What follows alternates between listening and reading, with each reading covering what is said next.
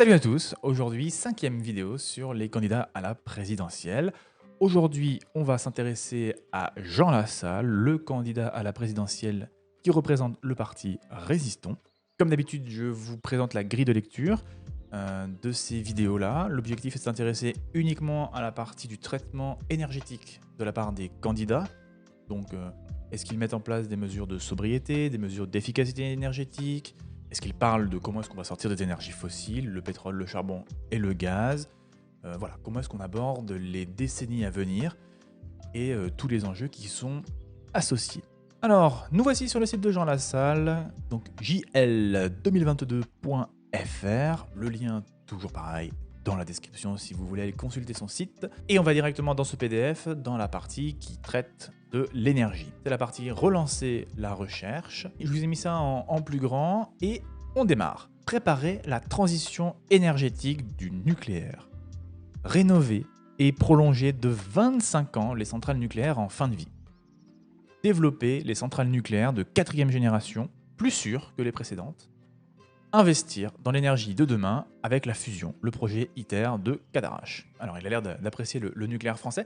Par contre, le premier point qui, moi, me fait tiquer, c'est-à-dire que rénover et prolonger de 25 ans les centrales nucléaires en fin de vie, bah ça, c'est pas à lui de le décider, en fait. C'est l'autorité de sûreté nucléaire de la France, l'ASN, qui décide si une centrale doit être maintenue ou pas.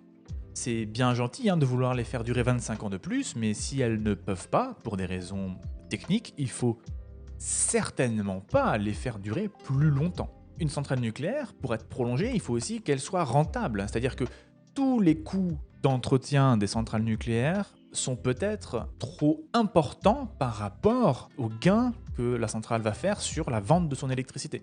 Donc, la prolongation de 25 ans des centrales nucléaires est quelque chose qui n'est absolument pas acquis.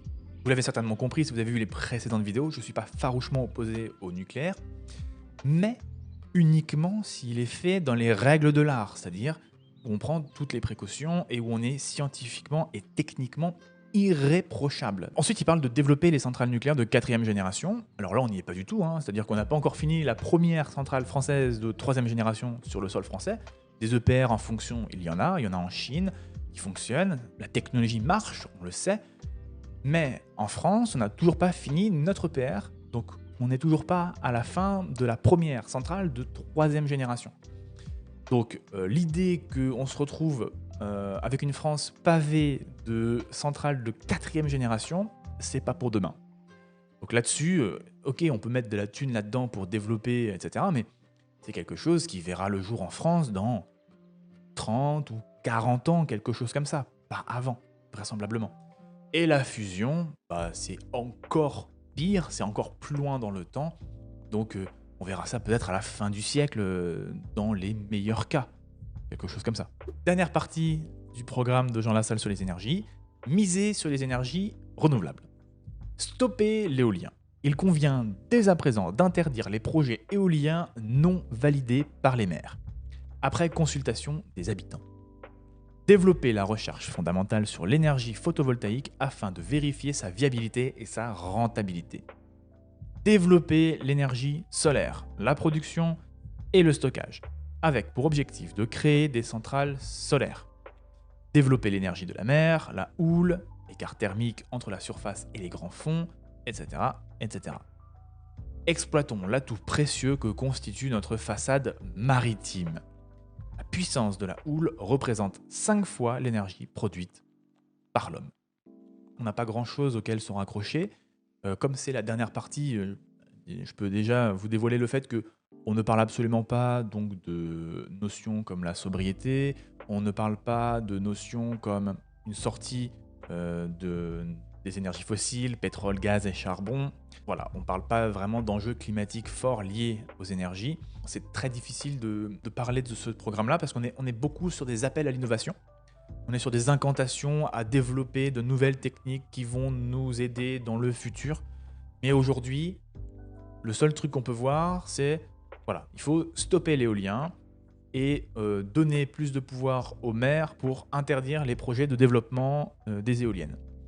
Voilà, ça c'est le truc qui se passe aujourd'hui.